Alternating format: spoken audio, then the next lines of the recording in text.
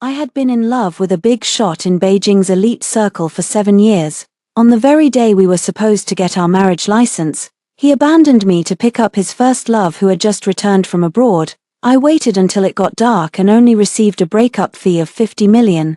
After taking 3 minutes to pack my things, I flew back to my family's old residence overnight and followed my grandfather's arrangement to meet the grandson of his comrade in arms. The moment I pushed open the private room door, the air conditioning in the Civil Affairs Bureau lobby was running at full blast. In early September, the chill blew against my bare arms, raising a fine layer of goosebumps. I looked down at the queue number ticket in my hand, slightly dampened by sweat. With 09 everlasting clearly printed on it, a number that Zhu Xiang had specially asked his secretary to reserve half a month in advance. Around me were young couples in pairs, exuding joy. Most of the girls wore pure white dresses, with delicate veils on their heads and clutching bright red roses in their hands. I also wore a white dress, in Zhu Xian's favorite style, unadorned, gentle, and elegant, even a bit plain. He once said that what he liked most about me was my non-competitive, well-behaved, and tranquil nature. The electronic clock on the wall ticked precisely. It was 10:00 a.m., 2 full hours past our agreed time. I didn't call to urge him. 7 years had been enough to cultivate a habit of never being a nuisance, never disturb Zhu Xiang with personal trivialities when he was busy. I was recognized in his circle as the most understanding and most docile future Mrs. Zhu, or, more accurately, like a high-level nanny on call around the clock. The phone suddenly vibrated in my palm, the screen showing the name Oathbreaker. I took a deep breath, clutched the number ticket, and pressed answer. On the other end came Zhu Xian's deep, magnetic voice, a tone that had once made me lose myself countless times, but now carried undisguised indifference and impatience, even mixed with faint, hurried breaths. "I'm at the Civil Affairs Bureau. How much longer until you get here?" My voice was very calm, without complaint, merely stating a fact. There was a brief silence on the other end of the line, and in the background, the faint beeping of hospital monitors could be heard. Then, Zhu Xian's voice came through, cold and sharp. "Manning, we're not getting the marriage license today." My breath caught slightly. My gaze fell on the newlyweds taking their vows not far away, and I asked softly, "Did something happen at the company?" "Sitian has returned. She had a heart attack as soon as she got off the plane. She's in the emergency room now." There was a trace of barely concealed panic and heartache in Zhu Xian's tone, an emotional rawness he had never shown in the 7 years he had been with me. The name Sitian feels like a rusty long nail suddenly stabbing into the temple. It was his first love, the ever-fresh vermilion mole on the heart, and the Damocles sword hanging over my head for 7 years. I remained silent, not uttering a word. 7 years of companionship, 7 years of washing my hands and cooking for him. 7 years of catering to his tastes, shrinking from a proud rich girl into a humble shadow before the two characters Sai Tian. All of this collapses in an instant. "Manning, you've always been the most sensible one." Zhu Xiang seemed displeased with my silence. His tone reverted to that overbearing sense of control. "Sai Tian needs someone by her side right now. She can't handle the slightest bit of stress. As for the wedding, we'll talk about it later. Assistant Lin is already on his way. He'll take care of everything." Before I could respond, the call ended abruptly. The dial tone on the receiver mocked me like a scornful laugh. I slowly lowered the phone and watched the screen go dark, reflecting my pale, tearless face. No hysteria, no breakdown, not even the urge to question. Perhaps somewhere deep down, I had always known this day would come. You can't wake someone who's pretending to be asleep. And I had finally decided to open my eyes. 10 minutes later, a black Maybach pulled up in front of the Civil Affairs Bureau. Assistant Lin, in a suit, strode in quickly, his gaze locked precisely onto me among the crowd. He came to me, lowered his head slightly, and there was a hint of expertly concealed pity in his expression, the compassion of someone in power for the weak. "Miss Shen." Assistant Lin handed over a thick manila envelope. His voice was very low, in a formal, business-like manner, with a respectful tone. "Mr. Zhu says you've been inconvenienced today. Miss Sai Tian's health is unstable, and Mr. Zhu may not have time to return to the villa recently. This is a little token of goodwill. We hope you can understand." I didn't reach out to take it, I just watched him quietly and asked, "Assistant Lin, what does this mean?" Assistant Lin, seeing that I didn't take it, simply opened the envelope and revealed a check filled with numbers, handing it to me with both hands. "Miss Shin, this is 50 million. General Manager Ju means that you've been with him for 7 years. There's no credit, but there has been hard work. This money is enough to secure you for the rest of your life. Also, you can continue to live in that villa in Nanshan. Consider it General Manager Ju's compensation to you." I looked at the long string of zeros on the check and suddenly found it a little funny. 50 million, 7 years of youth, 7 years of being obsequious, 7 years of serving him like a servant while he suffered from severe cleanliness obsession, enduring his mother's nitpicking and his sister's sneers, and finally it was all converted into 50 million. In Ju Xian's eyes, my love and my pride, as Shen Maneng, had a clearly priced buyout fee. I raised my eyes and looked at Assistant Lin with a clear gaze. Assistant Lin, unsettled by my look, avoided my gaze. "Miss Shen is a smart person. General Manager Ju says you've always known what's best and never fought for what you shouldn't have, is what shouldn't be had," referring to the status of Mrs. Ju, or Ju Xian's true heart. I extended my hand, pinching the thin check between 2 fingers. I glanced casually at it, folded it, and put it into my bag. My actions were so swift and calm that they left Assistant Lin stunned. Perhaps he had anticipated that I would cry, refuse, or tear up the check to show my pride. He hadn't expected me to accept it so calmly. "Please thank General Manager Ju for me." I looked at Assistant Lin, the corner of my mouth even curling up into a faint smile. "I'll take this money. I wish him success, and may he have 100 years of happiness with Miss Sitian. Also, please tell him that these 7 years were Shen Maneng's charity. From now on, there will be no debts between us. In life or death." After speaking, I ignored the startled expression on Assistant Lin's face. I turned, tossed the sweat-soaked number tag into the nearby trash can, and strode out of the Civil Affairs Bureau. The sunlight outside was dazzling, but I felt that in these 7 years, the air had never been so fresh. When I returned to the Nanshan Villa, it was almost 1 in the afternoon. This expansive luxury estate, once the place where I had poured all my effort into building a home, where I had planted every plant by hand and arranged every piece of furniture to suit Ju Xian's preferences, now looked to me like a cold prison. I went straight to the 2nd floor master bedroom and pulled out a black suitcase from the bottom of the wardrobe, opening the closet. It was full of the season's haute couture gowns and designer bags. The spoils Ju Xian casually bestowed whenever he was pleased were each a display of his wealth and status, and also signaled my role as the privileged canary. I cast a cold glance over those luxurious fabrics, didn't touch a single one, and only took a few plain cotton shirts and jeans I bought myself, my ID, and a jade bracelet Grandma left me. All the other items, including the expensive jewelry Ju Xian gave me, I left where they were. It took me less than 3 minutes to pack. Just as I was about to zip up my suitcase, my gaze fell upon the enormous folding screen by the floor-to-ceiling window, a double-sided Suzhou embroidery piece titled *A,000 Li of Rivers and Mountains*. It was something I had spent 3 full years stitching, stitch by stitch, hiding it from Ju Xiang. He had once casually mentioned that he loved the artistic conception of that painting and wanted an embroidered piece for his future home. For those words, I wore my fingers raw countless times, stayed up until my eyes were bloodshot, and even resorted to a family heirloom technique I had sworn never to use again. The materials used for the screen were exceptionally fine gold and silver threads interwoven, shimmering with iridescent light under the sun. At market price, this piece, created by an inheritor of intangible cultural heritage, would be worth at least several million. I had planned to give it to him as a wedding gift on the night we got our marriage license. I walked slowly to the screen and gently ran my fingers, running my hands over the delicate silk threads, feeling the intricate raised patterns.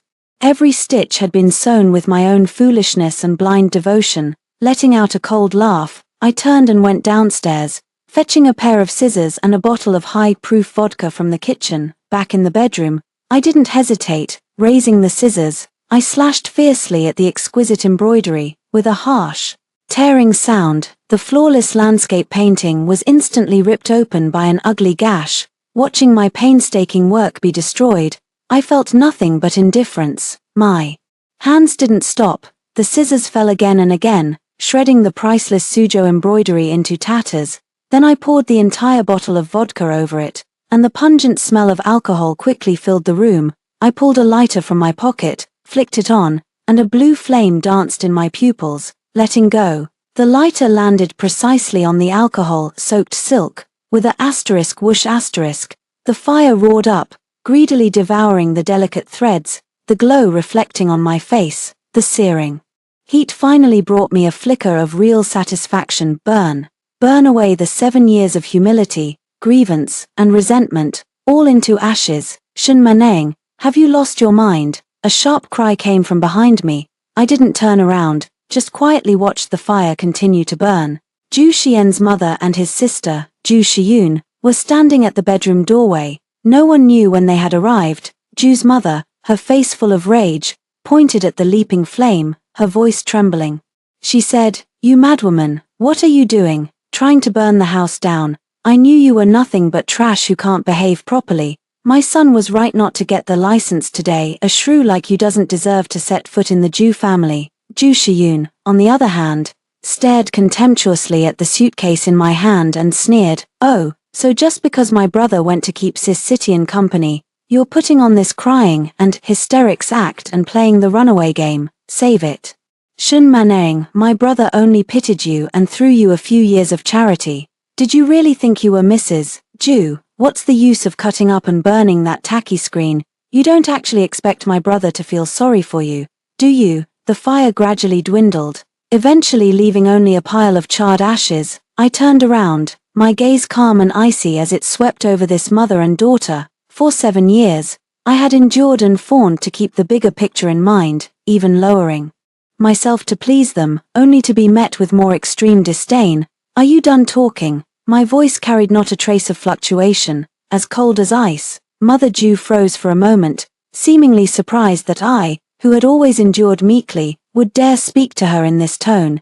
Instantly she erupted in fury. "What attitude is this? You eat our Zhu family's food, you live under our Zhu family's roof. My son even gave you 50 million as a breakup fee. What more could you possibly want? Pack your rags and get out now. I hate Eve, I can't stand another breath in this place." I pulled up the handle of the suitcase and walked toward them step by step. The once docile eyes were now as sharp as knives, and Zhu Xiyun stepped back in fear under my gaze. I looked down at them from a superior height, a sneer curling at the corners of my mouth. "You don't need to drive me away, I'll leave on my own. Consider that 50 million the principal for buying Zhu Xiang a coffin. From now on, stay away. Or I'll make sure your Zhu family never knows how they died. You've gone too far." Zhu mother's face turned ashen with anger, and her hand trembled as she pointed at me. I ignored their impotent rage, dragged the suitcase, turned around, and walked out of the carved wooden door without looking back. Outside, autumn rain had begun to fall like a drizzle at some point. Icy drops hit my face, yet I felt unusually clear-headed. Standing by the roadside, I pulled out my phone and dialed the number I had deliberately ignored for 7 years, a number I knew by heart. The call connected after less than a ring, and an old yet strong and deeply excited voice came through. "Ning Ning." I tilted my head back, letting the rain wash over my face, and my voice in the rain was unusually steady and resolute. "Grandpa, I'm tired of playing, I want to go home." Night falls, and a private jet tears through the thick clouds, landing smoothly at Jiangnan City International Airport. Sitting in the spacious, comfortable leather seat, I gaze out at this city that is both familiar and foreign. Not to see a single ripple appears in my eyes. These 7 years have been like an absurd dream. In the dream, I gave up my true self for love. I even hid my identity to serve others like a doormat, turning into a complete fool. Now, the dream is over. The cabin door opens, and the moist air of Jiangnan, tinged with a faint scent of osmanthus, rushes in. At the bottom of the gangway, far from empty, is a fleet of 30 black Rolls-Royce Phantoms parked in perfect formation. Beside the fleet, dozens of bodyguards in black tailored suits and white gloves stand as straight as spears. Their commanding presence draws frequent glances from airport staff in the distance. At the head of the fleet stands a silver-haired but spirited elderly man, Uncle Fu, the steward of the Shen family, who has watched over me since childhood. Seeing me descend the gangway, Uncle Fu's eyes instantly redden. He hurries forward, bows deeply, and says, with a slightly trembling voice, "Welcome home, young lady." At his signal, the dozens of bodyguards snap into a perfect 90-degree bow. Their synchronized voices ring through the night sky with absolute deference and respect. "Welcome home, young lady." I casually hand the cheap suitcase, containing only a few old clothes, to a nearby bodyguard. My once hunched back instantly straightens. The aloofness and pride I deliberately suppressed for 7 years now release without reservation. "Uncle Fu, thank you for your hard work." I nod slightly, my voice no longer carrying the softness of Shun manning the nanny. "Be you instead." It is the decisive authority of one at the top. I step into the central armored Rolls-Royce, and the fleet drives out of the airport in grand procession, heading toward the most core and mysterious place in Jiangnan City, the Shen family estate, a top-tier dynasty with over a century of history and unfathomable depth. To the outside world, the Shen family is so low-key as to be nearly invisible, but only those truly at the pinnacle know. The Shen family controls most of the country's intangible cultural heritage industries and holds an unshakable voice in finance, real estate, and beyond. A single stomp from the Shen family makes the entire business world tremble. And I, Shen Manning, am the only granddaughter of the old master Shen, the sole and absolute heir to this vast business empire 7 years ago. For the sake of Jusha's illusory, ordinary love, I defied my grandfather's strong opposition, went incognito to his city, and willingly shed my halo to cook and clean. In a fit of anger, my grandfather cut off all my financial support, declaring that unless I admitted my mistake, I no longer existed in the Shen family. Looking back now, it's utterly laughable. The fleet finally stops before a classical garden spanning thousands of square meters. A plaque bestowed by imperial decree hangs above the tall vermilion gate, and 2 mighty stone lions exude solemn majesty in the night. This is the old Shen residence, the very heart of Jiangnan City. I step over the high threshold, pass through winding core outside. There are colorful flower beds and exquisite rockeries and ponds. Inside, the house is ablaze with light. All the servants stand in neat rows on both sides, holding their breath as they welcome back the mistress who has been away for 7 years. I first return to my own courtyard, where several maids help me wash away the exhaustion and the last trace of that city. I shed the cheap white T-shirt, a symbol of meekness and compromise, and change into a custom moon white silk cheongsam, masterpieces of Su embroidery trace hidden, luxurious orchid patterns on the fabric. The cool, silky touch against my skin feels like a suit of armor. I casually pin up my long hair with an imperial green jadeite hairpin of the finest quality, gazing at the woman in the mirror with cold, sharp eyes and a commanding presence. I have finally found my true self again. Crossing the courtyard, I arrived at the Shen family's ancestral hall. Sandalwood incense swirled in the air. The 80-year-old old master Shen, leaning on a rosewood dragon-headed cane, stood before the ancestral tablets with his back to me. His spine remained straight, exuding an unspoken authority. "Grandfather." I knelt behind him and pressed my forehead to the ground in a deep kowtow. Ning Ning knows she was wrong. Old Master Shen slowly turned around, his piercing eyes bore into me. After a long silence, he finally let out a heavy sigh. He walked over and tapped the floor lightly with his cane. His voice carried undeniable authority, along with a faint trace of hidden concern. "Have you suffered enough in these 7 years? Enough?" I lifted my head, my gaze unwavering, a cold fire burning within.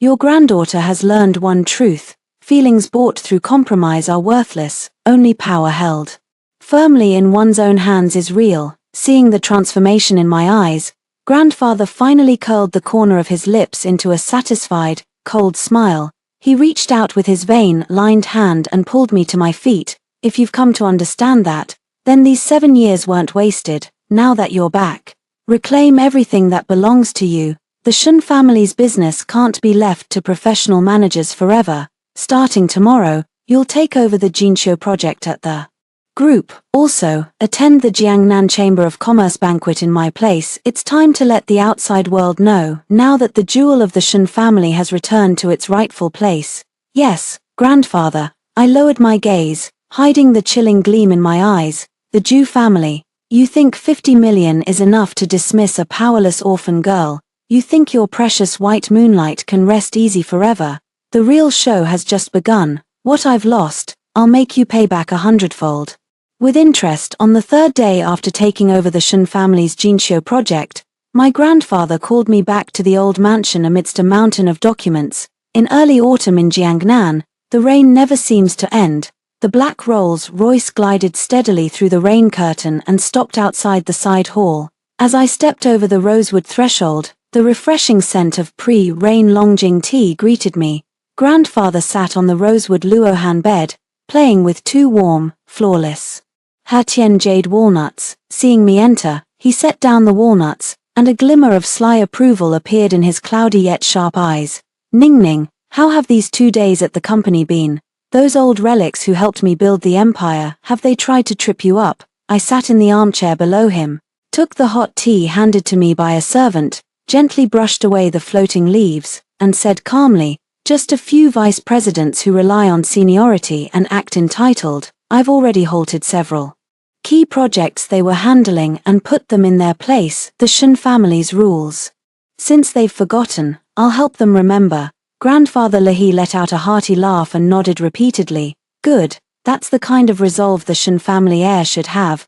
But that's not why I called you back today. He paused, his gaze turning thoughtful. You're not getting any younger. You wasted 7 years on a worthless, blind fool. Now that you're back, it's time to consider your future. I have an old comrade whose grandson just returned from expanding business overseas. His family background, character, and skills are all top-notch. You'll meet him tonight. I frowned slightly, instinctively wanting to refuse. Having just ended that miserable 7-year relationship, I had no interest in romance. All I wanted was to expand the Shun family's empire and crush everyone who had ever looked down on me. Grandpa, right now I just want to focus on the plan to take Jinsho's intangible cultural heritage embroidery global.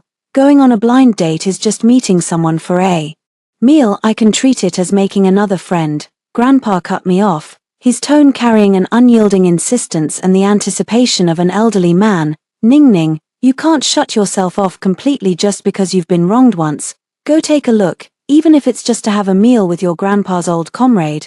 Treat it as a business connection if nothing else. With him putting it that way, I stopped refusing. Although the Shun family has deep roots in business, having one more top-tier connection can only bring benefits without any downsides. The rain stopped in the evening, and the air was filled with a mix of damp earth and osmanthus fragrance. I changed into a dark green velvet dress. It was tailored to hug my curves without excessive ornamentation.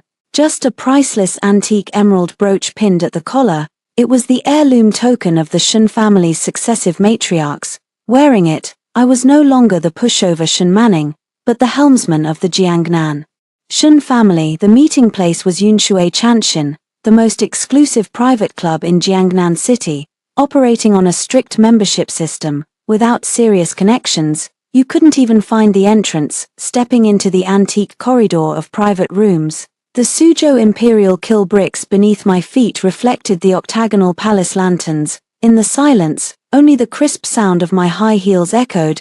The attendant respectfully guided me to the deepest Tianzi no 1 private room and gently pushed open the heavy, solid Nanmu door. The room was filled with the faint aroma of tea. A tall, lean figure stood with his back to me, looking out the floor-to-ceiling window at the shimmering night view of the river. He wore a custom-made jet black suit, and even his silhouette exuded the commanding pressure and poised elegance of someone long accustomed to power. Hearing the door open, the man slowly turned. The moment I saw his face, a flicker of extreme shock passed through my usually calm eyes. He had sharp eyebrows and bright eyes, a chiseled, deep profile, a high nose bridge, and slightly pressed thin lips. His deep-set eyes held an endless of an abyss, and they were now quietly gazing at me with a hint of barely perceptible tenderness. Jiang Hemming, the pinnacle figure at the top of the financial circle's pyramid, the absolute power holder of the Jiang family conglomerate,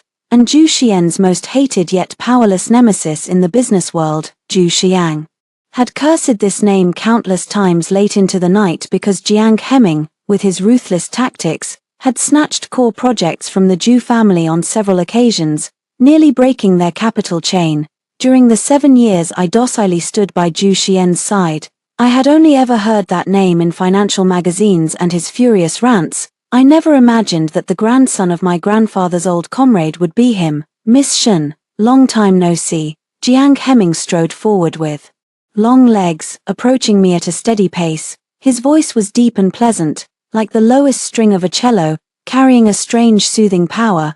I quickly suppressed my surprise and returned to a cold, indifferent demeanor, the temperament of a Shun family heir instantly chilling me. Mr.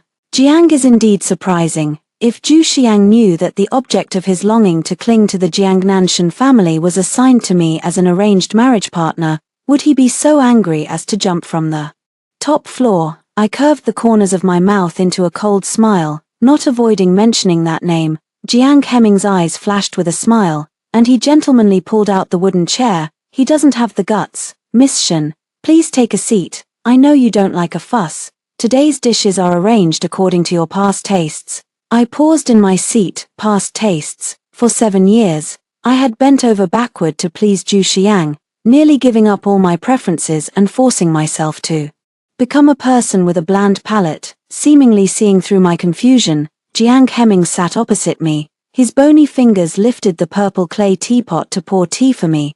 The steam carried his deep, focused gaze. 10 years ago, the Jiang family fell into a power struggle. I was hunted down and fled to Jiangnan, badly injured. It was Grandpa Shun who saved me, and a girl with a ponytail, wearing a white dress, quietly stuffed me with my favorite Osmanthus cake, whispering, "Don't be afraid." His voice was soft, yet every word struck my heart. "Man Ning, I've waited for you for 10 years. 7 years ago, you went to the capital. I planned to find you, only to find that you were already by Zhu Xian's side. You restrained all your light for him, and I could only restrain myself from disturbing you. But I swear, as long as he dares to let you suffer even the slightest grievance, I will make him pay a painful price." My fingers trembled slightly, and the tea in the cup rippled in circles as dusty memories were torn open bit by bit. That boy oozing blood turns out to be the Jiang Hemming who now dominates the scene. I lifted my gaze and stared into his eyes, which were both aggressively piercing and deeply affectionate. The hard, icy shell in my heart seemed to be gently touched by something warm. But I, Shen Mani, am no longer the girl who would rush forward for a few sweet words. Mr. Jiang, the biggest taboo in the business world is letting emotions drive your decisions. The Osmanthus cake from 10 years ago won't buy the Shun family's current business empire.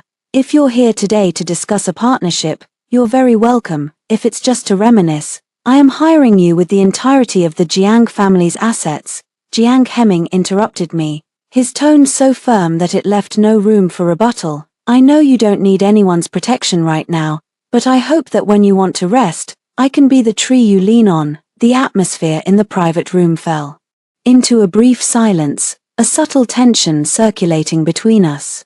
At that moment, a slight commotion suddenly came from the private box next door, just a wall away. Yunshui Chanshin has excellent soundproofing, but the noise from next door was really too loud. First the crisp sound of a cup breaking, then the frail sobbing of a woman. "Shi Yang, I really am fine.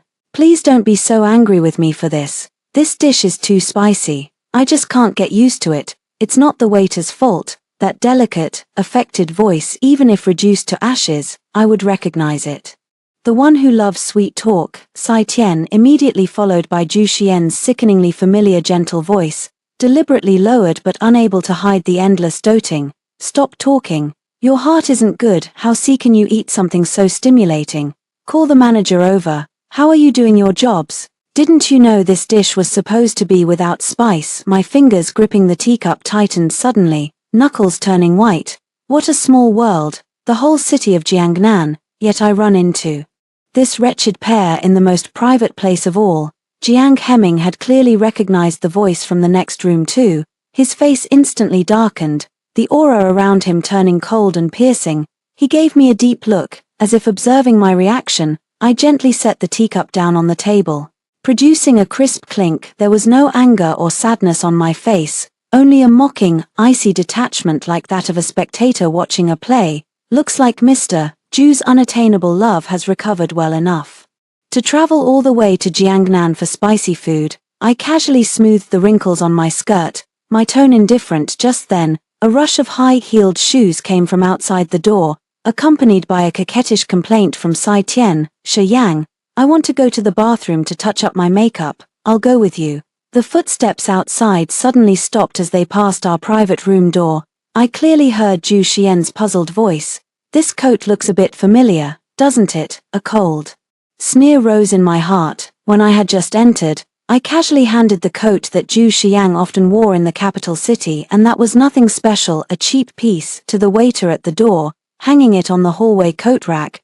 That was the item I bought to mask my identity, and Zhu Xiang naturally had an impression of it. Bang! Without any warning, the door of our private box, made of golden camphor wood, was violently pushed open by a rough force. Zhu Xian's face, slightly twisted by anger, appeared behind the door. His gaze swept across the box quickly, and when he saw me sitting at the table, the anger in his eyes instantly transformed into extreme scorn and disgust. "Shen Manning," Zhu Xiang strode in, neglecting even his usual gentlemanly demeanor, and pointed at my nose, shouting sternly, "You actually followed me, tracked me all the way here.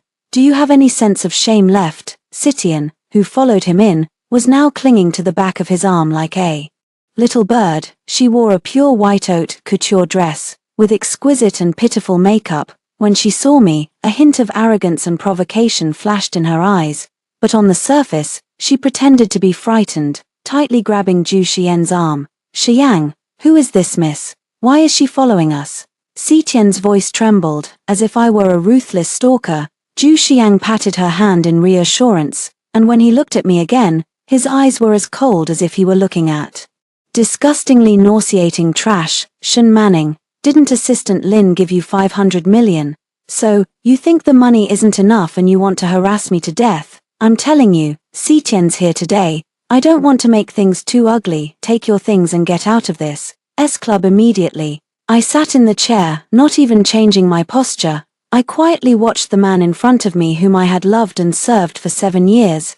I watched his self-righteous, lofty, and ugly face, a face that suddenly made me realize how blind I had been in the past. I said nothing, only looked at him coldly. This attitude of ignoring him fully provoked Zhu Xiang. He was accustomed to my obedience, accustomed to my total compliance, and my silence towards him was a silent provocation. He suddenly strode forward, reaching out to grab my wrist. "I'm talking to you. Didn't you hear me? Do you believe I'll have the security guard?"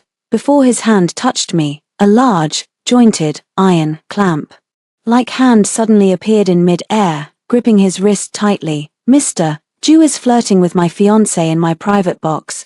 Did you ask for my opinion?" Jiang Hemming's voice was soft, but carried an extreme coldness, a chilling pressure that made the scalp prickle. He didn't know when he had stood up. His tall figure blocked in front of me, protecting me firmly behind him. Zhu Xiang was stunned, as if he had just noticed another person in the box. When he saw Jiang Hemming's face, his pupils dilated, his complexion instantly paled, and even his breath froze for a moment. Jiang Hemming." His voice was sharp with extreme shock and disbelief.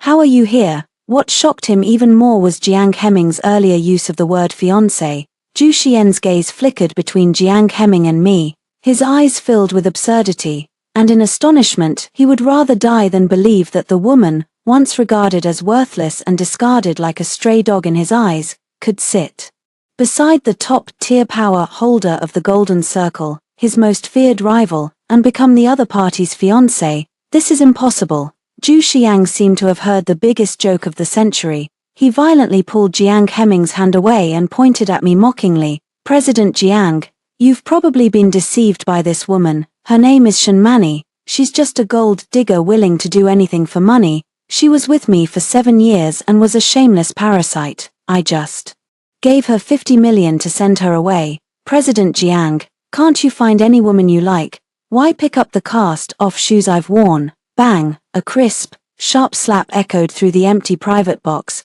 and Sai Tian let out a short scream. Zhu Xiang was slapped off balance, and 5 clear red finger marks instantly appeared on the left side of his cheek. He couldn't believe it. Covering his face, he watched me slowly withdraw my hand. I stood up, walked past Jiang Hemming, and stepped towards Zhu Xiang. The sound of my high heels striking the floor tiles was like a series of heavy hammer blows landing on his heart. Looking at his stunned face, my eyes held no anger, only icy coldness and contempt. Zhu Xiang, watch your mouth. I pulled a wet wipe from the table and fastidiously wiped my right hand that had just struck him, as if I had touched something utterly filthy, then tossed the wipe into the nearby trash can. By the trash bin. Who do you think you are? Do you think the whole world revolves around you? I stepped closer. My commanding presence forced him to involuntarily take a small step back. 50 million. You really think that paltry sum can buy out Shen Manning's life? You probably don't know this, but your precious Jew group isn't worth a damn thing in my eyes. I looked at him coldly, a cruel smile curling at the corner of my lips. Since I'm in a good mood today, take your first love and disappear from my sight immediately, or I guarantee you won't make it out that door alive today. You dare hit me. Zhu Xiang finally snapped back to his senses. Fury clouded his reason, and his face twisted as he moved to strike back. Zhu Xiang, Jiang Hemin's frigid voice rang out again, carrying undisguised lethal intent. Try touching even a single strand of her hair, and I promise that before the sun rises tomorrow, the Jew group will have vanished from this world completely.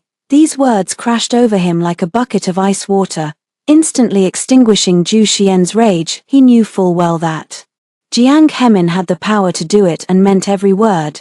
Zhu Xiang clenched his jaw, his eyes were fixed on me, a mixture of humiliation, rage, and a barely perceptible trace of panic in them. He couldn't understand how Shen Manning, the woman who had once grovelled before him and barely dared to speak above a whisper, had suddenly become this aloof and decisive force to be reckoned with. Fine, Shen Manning, you've grown quite capable. You think latching onto Jiang Hemin will turn a sparrow into a phoenix? We'll see about that. Zhu Xiang spat out his threats, yanked up the trembling Sai Tian, and fled the private room in disgrace. Watching their desperate retreat, the coldness in my eyes did not fade in the slightest. This was only the beginning.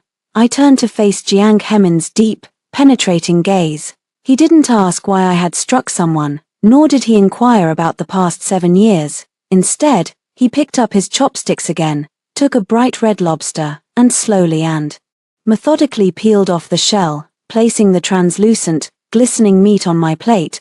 Does your hand hurt? He looked up, his voice unexpectedly tender. Next time, let me handle the rough work. I stared at the lobster on my plate, and the sliver of icy air in my heart began to show signs of thawing. I sat back down and picked up my chopsticks. Mr. Jiang, if you're not afraid of the trouble the Zhu family might bring, the Shen Group can greenlight the logistics port project in Jiangnan.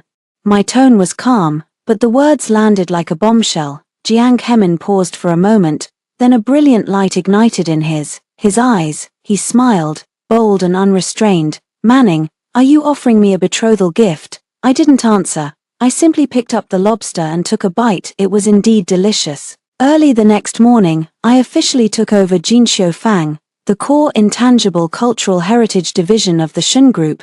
It is not only a top-tier domestic haute couture brand but also an industry leader in several national-level intangible cultural heritage techniques. Seated in the wide leather chair of the CEO's office, I gazed out at the bustling CBD, my eyes icy cold. On the desk lay an urgent document. The general manager of Jinxiu Fang reported respectfully, Miss, the global haute couture order from the Charles family, a top European luxury brand, is due next month. The order was originally handled by the Jew Group, but the embroidery workshop they partnered with failed to meet the technical standards. The Charles family is furious and has threatened not only to cancel the order but also to pursue massive international penalties against the Jew Group for breach of contract.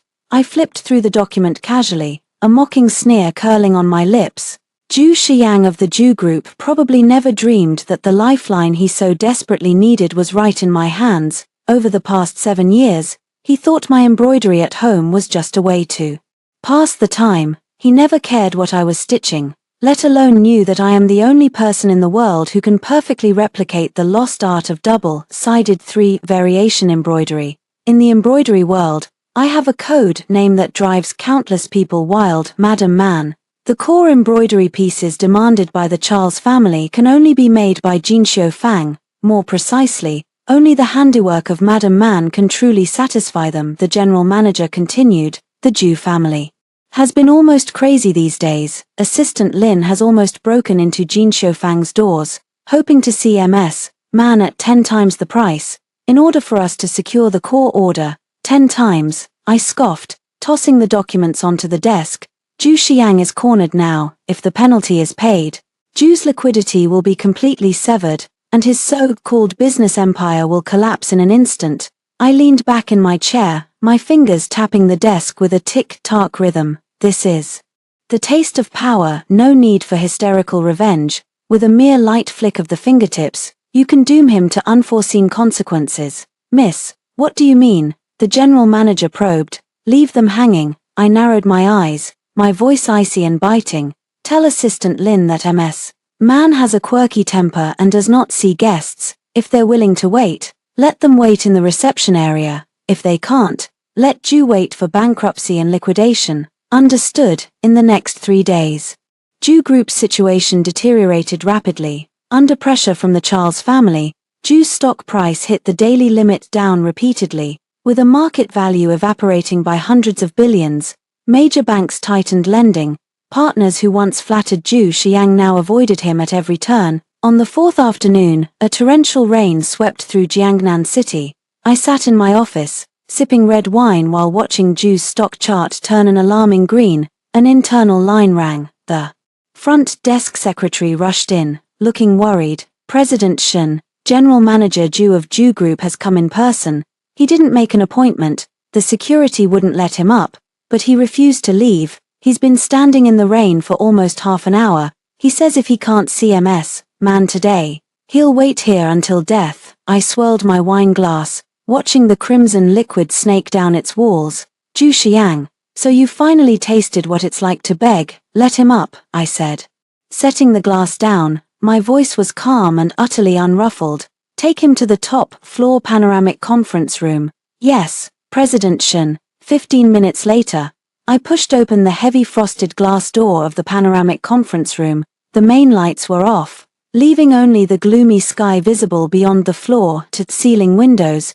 Zhu Xiang stood with his back to me, facing the vast window, looking utterly disheveled, the once impeccably dressed crown prince of the Beijing elite, who couldn't tolerate a single wrinkle, was now soaked through. His expensive tailored suit was plastered to his body, and droplets of water were falling continuously. His hair clung messily to his forehead, and his posture radiated deep despair and defeat. Hearing the door open, he spun around sharply, his eyes bloodshot and raw, filled, desperate and pleading. He seemed to be clutching at a final lifeline. He lunged forward a step, his voice hoarse and urgent. Man, please save Zhu Corporation. Just take this order, and you can name your terms, even 10% of Zhu Corp's shares. His voice died abruptly as he took in my face, as if an invisible hand had gripped his throat, choking off all words. His eyes widened, and his pupils shook violently as he watched me approach step by step. Today, I wore a sharply imposing black business suit and 10-centimeter red-soled heels.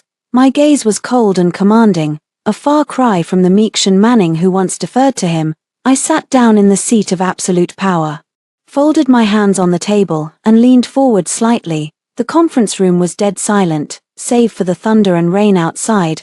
I savored the change on Zhu Xian's face, from shock to disbelief to utter collapse, and curled my lips into a chilling smile. Mr. Zhu, long time no see.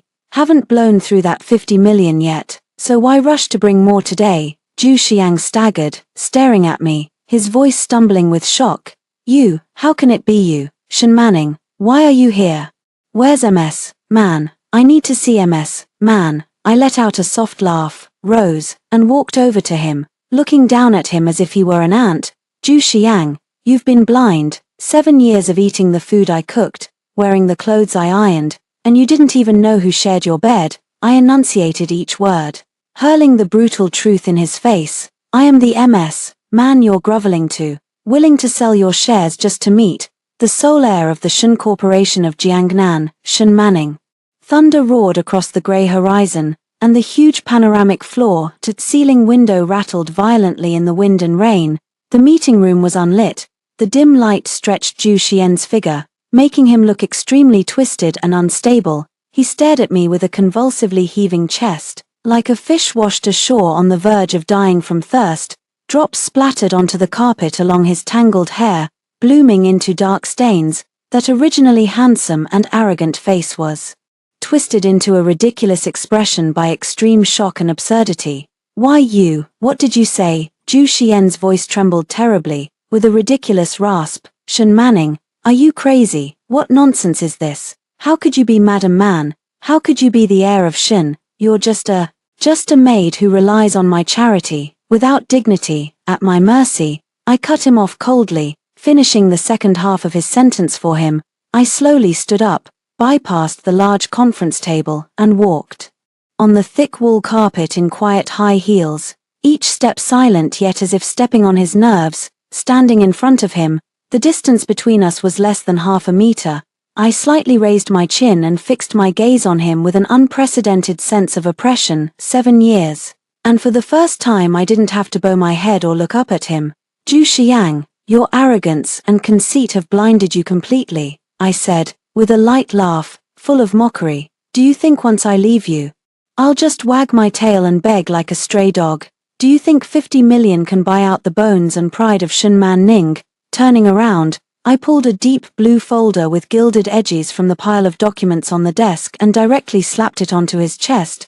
The folder thudded into his soaked suit, making a muffled sound before it fell to the ground, with papers scattering. These were original design drawings of the Charles family, along with several core embroidery sample photos. In the bottom right corner of the photos, if enlarged dozens of times, one would notice a silk thread finer than a single strand of hair weaving into a hidden ancient small seal character, Man, which is Madam Man's exclusive anti-counterfeiting mark and is regarded in the embroidery world as an impossible-to-forge miracle.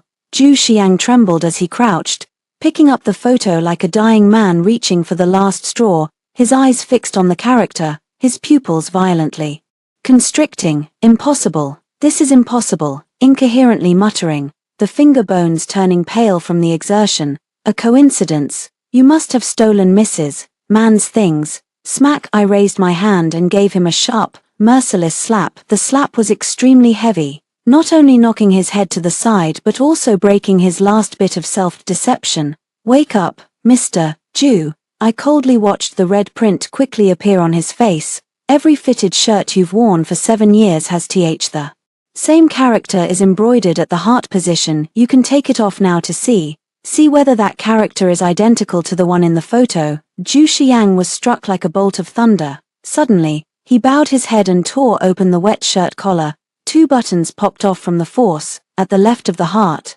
A tiny orchid embroidered in the same hue quietly bloomed, and deep within the flower's core lay a conspicuously hidden character. He had thought it was a mark from a high-end bespoke brand and once showed off such understated luxury to friends, but in fact, this was the exclusive brand imprint Shun Manning had etched onto him. His strength drained away, his legs weakened, and he knelt stiffly before me, the knees thudding against the carpet. Are you really you? Zhu Xiang looked up at me, finally brimming with endless remorse and fear. This absurd disparity, where the Zhu group and the empire he had fought hard to build were now in the hands of a woman he despised and had abandoned, felt more unbearable than any death. Manning, I was wrong, I truly was wrong. Zhu Xiang suddenly acted as if mad, reaching out to hug my legs, only to be repulsively pushed away by me. His hands stalled in mid-air, his face pale as paper. Tears mixed with the rain slid down his cheeks. It was my fault for being blinded, for being fooled by pig fat. I know how you've treated me these 7 years, but I've grown used to your devotion, thinking you would never leave. Sai Tian was just an accident. I never felt anything for her. I only cared because she was pitiful. The woman I truly love is you. Manning, I seemed to hear the funniest joke in the world, and I couldn't help but laugh loudly. the sound resounded through the empty conference room. Desolate and ironic, Zhu Xiang, stop defiling the word love. If you loved me, would you have left me at the Civil Affairs Bureau for another woman's phone call when I was joyfully preparing to get married? If you loved me, would you have used 50 million to shoo me away like a beggar? If you loved me, would you have tolerated your mother and sister humiliating me in every way? I put away my smile, and my gaze turned as cold as a blade sharpened with poison, scraping across his face inch by inch. Your love is not only cheap, it's disgusting. Zhu Xiang closed his eyes in despair, his body trembling like a sieve. He knew it was all over. Without the embroidery from Jinxiu workshop, the Charles family would not only cancel the order but also demand 30 billion in liquidated damages. The Zhu group was already strapped for cash. This staggering sum would be enough to bankrupt the company instantly, reducing him from a lofty scion of Beijing's elite to a debt-ridden convict. Manning, for the sake of our 7 years together, please help me. He suddenly looked up, falling to his knees and crawling closer, his voice hoarse to the point of breaking. Just help me secure this order, and I'll hand over half of the Zhu group's shares. I'll send Sitian abroad immediately, never see her again in this lifetime, marry you, get the license right away, and throw the most lavish wedding. I'm begging you. Once, you threw me scraps of kindness as if I were a pet. I looked down at him, with not a trace of pity in my gaze, only the coldest cruelty. Zhu Xiang, do you really think every woman in the world should revolve around you? Half the shares. Do you honestly believe I, Shen Manning, would want your broken, debt-ridden company? I pressed the intercom, my voice ice cold. Security, send a few people to the top floor meeting room and toss this nobody out. From now on, no one from Zhu Group is allowed within 50 meters of this building. Yes, President Shen. Zhu Xian's face instantly turned ashen when he heard this. He finally realized that I was really going to put him to death. Shen Manning, you can't be so heartless. He suddenly sprang up from the ground, his face contorted as he roared. What benefit does the Zhu family get from you being so cruel? Jiang Heming isn't a good person. He just wants to use you to swallow the Zhu family's assets in Jiangnan. Do you think he really loves you? The meeting room door crashed open, and 4 burly guards charged in, unceremoniously jerking Zhu Xian's arms behind his back and dragging him outside. Let go of me, Shen Manning. You will regret this. You will surely regret this. His desperate roar echoed down the corridor and faded away. I stood before the full-length window, watching the tiny ant-like figures downstairs being roughly escorted out of the gate by security, falling into the cold rain. Regret. I raise the ice-cold red wine on the table and drink it in one gulp. In my dictionary, there is never the word regret. The punishment for a scumbag should not be merely bankruptcy. That would be too lenient. He is finished. I will make him witness with his own eyes how the white moonlight he treasures is filthy and despicable, and make him experience the despair of falling from the clouds into the morass, being spat on by everyone. The phone on the desk vibrated, the screen flashing the name Jiang Heming. I picked it up, and a low, pleasant male voice with a hint of amusement came through. I heard President Zhu was just thrown out of the building like trash. Quite a network you have, Shen. I walked over and sat by my office chair, my taut nerves miraculously loosened a little. The moment I heard his voice, when it comes to staying updated on my fiancé's every move, I spare no effort. Jiang Heming chuckled softly on the other end. Looks like President Shen put on a fine display of making an example of someone today, but Zhu Xiang won't go down without a fight. Next week, there's a land bidding dinner in Jinghai City, hosted by the city's top families. He'll definitely be there. It's his last shot at finding new investors to save the Zhu Group. I tapped my fingers lightly on the desk, a cold glint flashing in my eyes. He won't get a single cent even if he goes. I'll make sure he knows what it truly means to have no way out. In that case, would President Xi, can you do me the honor of being my date? Jiang Heming's voice suddenly dropped to a low, gentle tone. The Shen Group in Jiangnan had also received an invitation to the dinner. I thought it was time to let the entire Golden Circle see just how dazzling the woman by Jiang Heming's side really was. I curled my lips slightly. Sure, I was just thinking I'd like to see what other tricks President Zhu has up his sleeve. Over the next few days, a covert yet violent earthquake shook the business world. the Jew Group's stock price plummeted, and the venture capital firms that had promised to inject funds all turned against them. They not only pulled out but also publicly announced they would no longer cooperate. Everyone knew this was the result of the Jiangnan Shen Group and the Golden Circle Jiang Group joining forces to crush the Zhu family. Crushed between two giants, the Zhu Group was like a small boat in a storm, on the verge of capsizing at any moment. Zhu Xiang descended into utter madness, begging everyone he could. He even swallowed his pride to kneel at the Shen family's old residence, only to be denied even a glimpse of me. When he tried to negotiate with Jiang Hemming, Jiang's bodyguards broke his leg, and now he could barely walk with a cane, and his only emotional crutch, Sitian, who claimed she was suffering from a heart attack and needed quiet recuperation, in order to salvage his tattered passionate CEO persona and gain sympathy at the charity bidding gala in Jinghai City. Zhu Xiang grandly announced that he would propose to Sai Tian at the banquet. When I heard the news, I was trying on my gala dress while the chief designer of Jinxiu Workshop carefully adjusted the hem. It was the starry night gown I had designed myself, on black velvet, ultra fine silver thread and tiny diamonds were hand-embroidered to form a vast galaxy that flowed with the light, blending exquisite double-sided multicolored Su embroidery with modern haute couture tailoring. This gown took 3 years to complete and is priceless, a true treasure beyond value. Looking at my reflection in the mirror, noble, elegant, untouchable as a queen, I smiled. Zhu Xiang, since you want to die a spectacular death, I'll grant your wish. The top floor banquet hall of the Park Hyatt Jinghai gathered the city's most powerful business magnates tonight. Dressed in finery, people clinked glasses, and the air was thick with the scent of high-end perfumes and expensive champagne. When I walked into the hall alongside Jiang Hemming, the chatter came to an abrupt halt. Everyone's eyes turned to us in unison. Jiang Hemming wore a deep black, custom-made tuxedo. He was tall and commanding, with an aura as if he were the emperor of the night. I held his arm. My starry night gown shimmered with every step, and around my neck hung the record-breaking heart of the ocean sapphire necklace. Who is that, Mr. Jiang's date? She's stunning, her presence outshines any actress. Are you blind? That's Shen Manning, the heir of the Jiangnan Shen family, the mysterious embroidery master MS. Man, oh my god.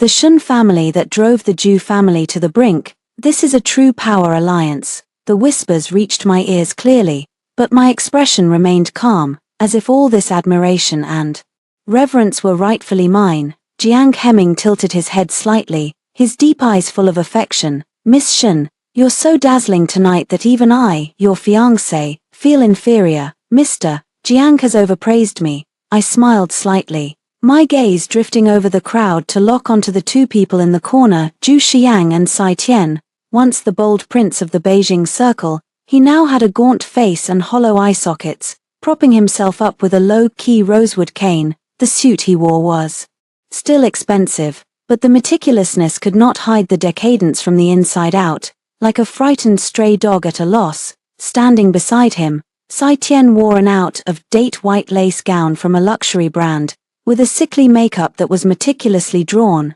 pitifully delicate like a small white flower trembling in the wind. She tightly hooked Zhu Xian's arm, scanning the guests around with unease. Clearly, the news that the Zhu Group was on the brink of bankruptcy had made them the most glaring joke of the night. When Zhu Xian's gaze met mine, his whole body froze, a surge of waves flashing in his eyes, astonishment, regret, jealousy, and a deep sense of humiliation.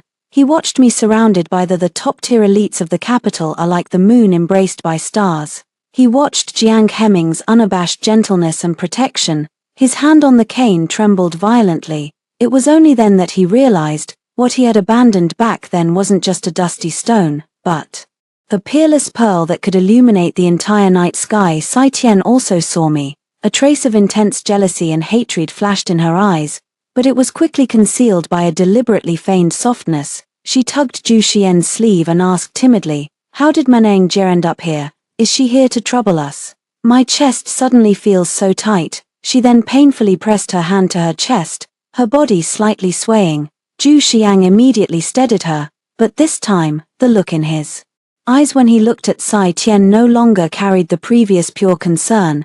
Instead, it was replaced by a trace of complexity and irritation.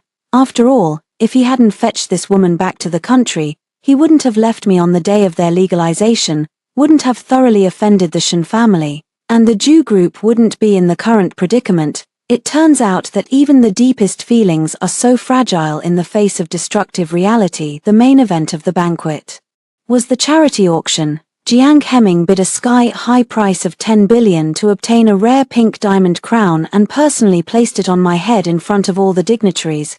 This crown is only worthy of my future wife. His deep voice resounded through the banquet hall. Instantly ignite the crowd's enthusiasm reached a fever pitch with a thunderous ovation. Not far away, Zhu Xian's face was as pale as paper. His eyes were fixed on the dazzling crown atop my head, bloodshot, as if he were about to grind his teeth to pieces. The woman who was once within his reach had now become a lofty flower on a mountain peak that he could only look up to. Just as the auction was coming to an end and the host was about to announce the start of the social segment, Zhu Xiang suddenly stood up with his cane, pulling Sai Tian along. He took a deep breath, as if making a last-ditch decision, and strode to the center of the stage. The audience's attention once again focused on him, filled with curiosity and a sense of anticipation for the drama to unfold. Zhu Xiang took the microphone from the host, his gaze locked directly on me, and he spoke in a hoarse yet resolute voice. "Ladies and gentlemen, please allow me a moment of your time. As many of you know, the Jew group has recently encountered some difficulties. Someone, driven by personal grudges, has been using their influence to wage a malicious corporate war against the Jew group." As soon as he said this, the whole room erupted in an uproar. Everyone knew exactly who he was referring to, and they all turned to look at me, and Jiang Heming, Zhu Xiang, with red eyes, pointed at me in a harsh voice. "Shen Mani, I know you hate me because I didn't marry you and because I chose Sai Tian, but what kind of anger drives you towards me? Why ruin my painstaking work? Why involve innocent employees? What you're doing now, how is that any different from a rich man?" As he spoke, he suddenly knelt on one knee, pulled a small diamond ring box from his pocket, and held it up in front of Sai Tian. Sai Tian covered her mouth, putting on a look of extreme shock and emotion. "Sai Tian, I'm sorry for letting you be wronged by following me. Even if I have nothing now, even if someone wants to drive us to a dead end, I must tell you, the person I love is you. Do you want to marry me?" Zhu Xiang tries to use this drama of finding true love in hardship to gain the sympathy of those entrepreneurs present who are unaware of the truth, to try to reverse the public opinion of the Jew family's decline, and even hints that I am suppressing him out of jealousy, a truly despicable and ridiculous tactic. The whole room falls silent. No one claps, no one cheers. In this circle, no one is a fool.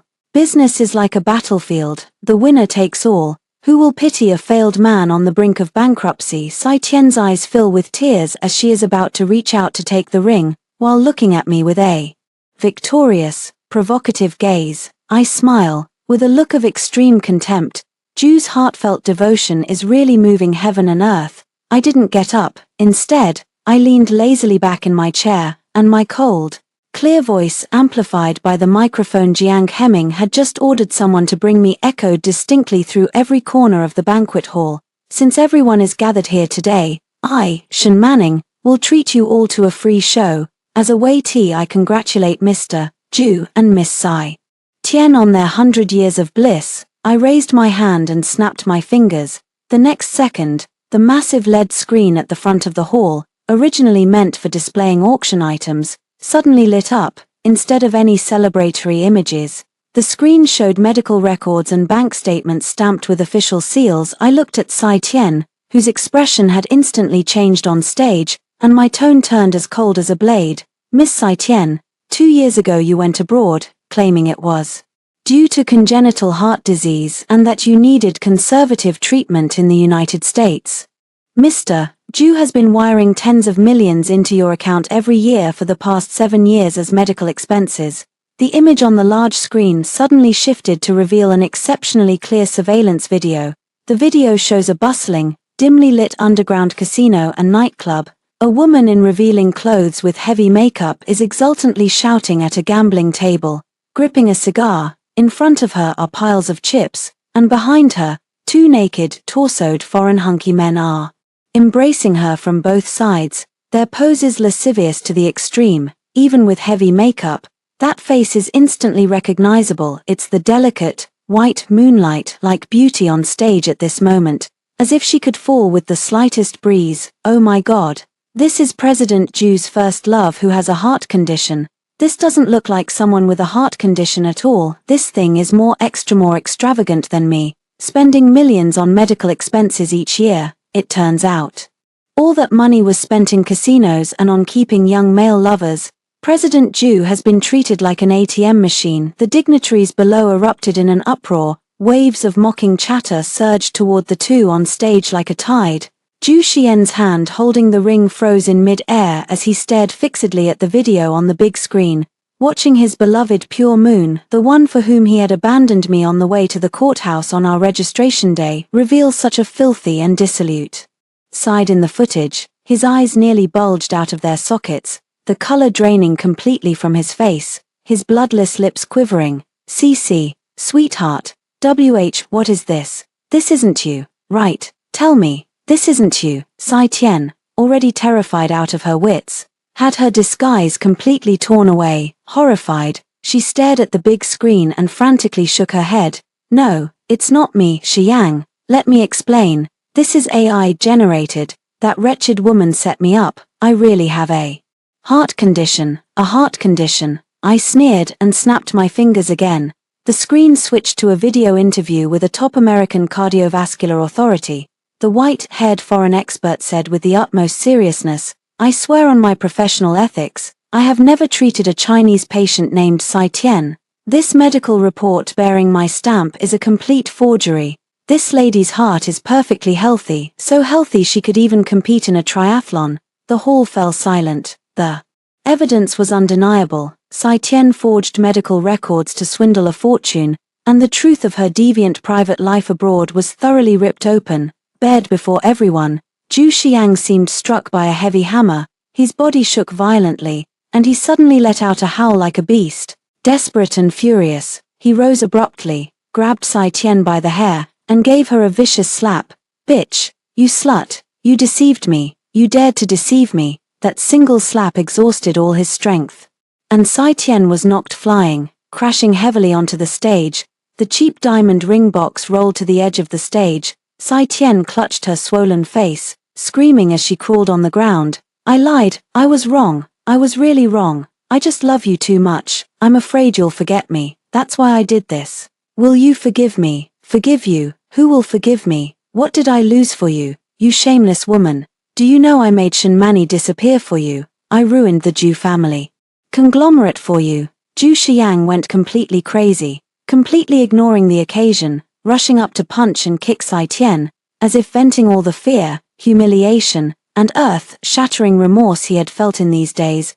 The security guards quickly rushed onto the stage, holding the frenzied Ju Xiang down firmly. Sai Tian was beaten to a swollen and bruised face, collapsing on the ground like a lump of mud. I coldly watched this dog-eat-dog farce on the stage, with not a trace of pity in my heart, only pleasure, extreme pleasure. "General Manager Ju," I stood up, looking down at Ju Xiang pinned to the ground. My voice was like that of the judge of hell. "That broken company you call is merely a gatecrasher to the Shen family's enterprise. Just 5 minutes ago, it formally received an international legal notice from the Charles family. I watched his face turn ashen as death, and I delivered the final blow, a penalty for breach of contract of 35 billion. The Ju family group stock has been forcibly suspended in overseas markets, and all the banks have frozen your accounts. Ju Xiang, your business empire is dead." Ju Xiang stopped struggling. He lay sprawled on the ground, staring at me with hollow eyes, letting out a bitter, tearful laugh that sounded worse than sobbing.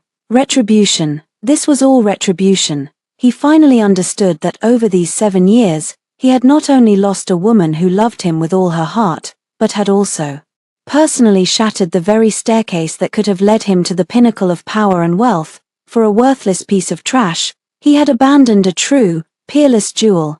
This regret would be like a haunting residence, gnawing at his soul day and night until he died a miserable death. Jiang Heming reached out and wrapped his arm around my waist, His palm was warm and strong, radiating a comforting sense of security. Leaning down, he whispered in my ear, "The show's over, President Shen, don't you think it's time we went back to discuss the merger of the Jiang and Shen families?" Tu looked up into his deep, captivating eyes and, for the first time, smiled from the heart. "All right." After that earthquake-like banquet in Jinghai City, the entire business world was turned upside down overnight.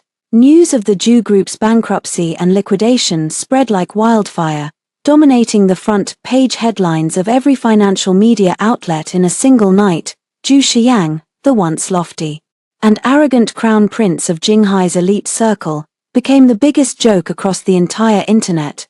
The astronomical penalty of 35 billion yuan loomed like an insurmountable mountain, crushing him deep into the mud, never to rise again. The morning sunlight streamed through the floor-to-ceiling windows of Shen Group's top-floor office, casting dappled shadows across the carpet. I sat in the genuine leather executive chair belonging to the highest authority, holding a cup of freshly brewed premium pre-rain Longjing tea. The curling steam blurred the cold mockery in my eyes. On the desk, an ultra-thin tablet played the morning news. On the screen, a long yellow warning tape had been strung outside the once luxurious Nanshan villa, the place where Zhu Xiang had once kept me, and where I had personally burned that peerless Suzhou embroidery. At this moment, a group of court enforcement officers in uniform were carrying out antique calligraphy pieces and valuable furniture, each marked with a seal of confiscation. Zhu Xiang looked like a lost dog, roughly shoved out the gate by several burly bailiffs. The custom-made suit that once couldn't bear a single wrinkle was now covered in dust and mud, his tie was askew, and his hair was a disheveled mess like withered grass. Facing the swarm of reporters who almost pressed their cameras and microphones right up to his face, he could only shield himself with his hands, cowering like a rat afraid of the light, letting out a roar that carried no weight. "Mr. Zhu, does the bankruptcy of the Zhu Group have anything to do with your personal misconduct? Mr. Zhu, we've heard that your fiancé, Sai Tian, is under police investigation for cross-border fraud and forging medical records.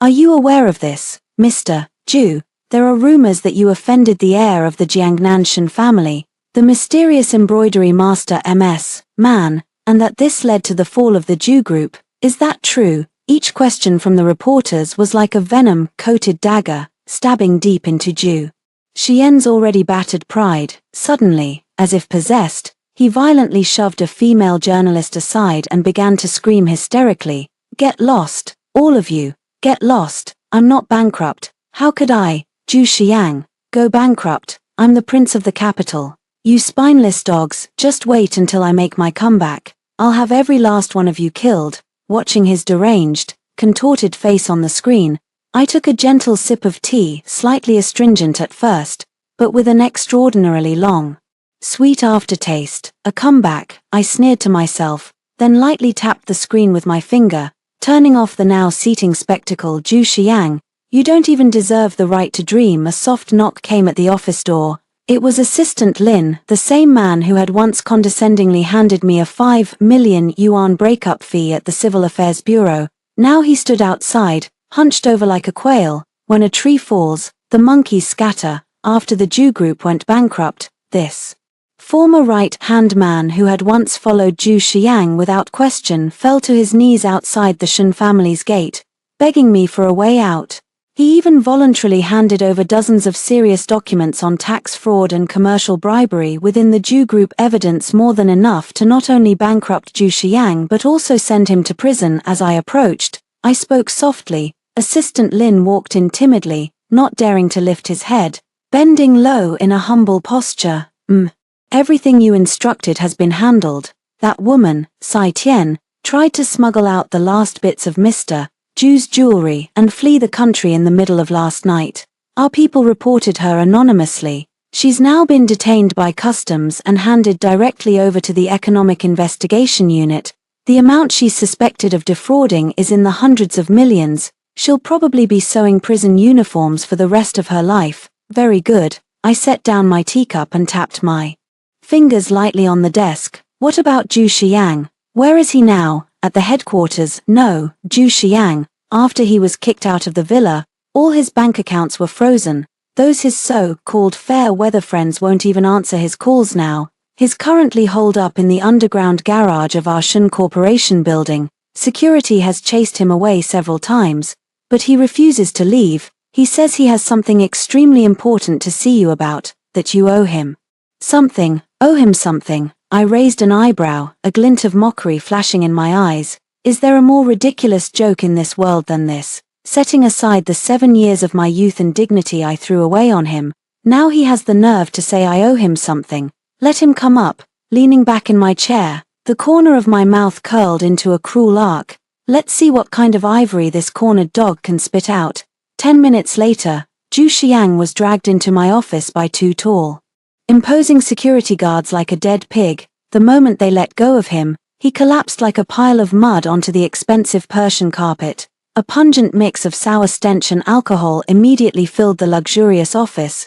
I frowned slightly and pressed the air purifier button on the desk. Hearing the noise, Zhu Xiang lifted his head with extreme slowness. What a haggard, despairing face it was, sunken eyes, unshaven stubble, blood-shot eyes full of red veins, and beneath it all, a mad, pathological greed born of losing everything. When he saw me sitting behind the massive rosewood desk radiant, unattainable, his body began to tremble violently and uncontrollably. Shen Manning, she opened her mouth, and her voice was hoarse as sandpaper scraping against glass, hideously unpleasant. You win. You played the part of hiding your identity, getting close to me, and taking your revenge perfectly. Hiding my identity, as if I'd just heard the joke of the century. I couldn't help but let out a soft laugh. Zhu Xiang, don't flatter yourself. 7 years ago, when I loved you, I was willing to give up everything for you. 7 years later, now that you disgust me, I'm naturally taking back what's mine.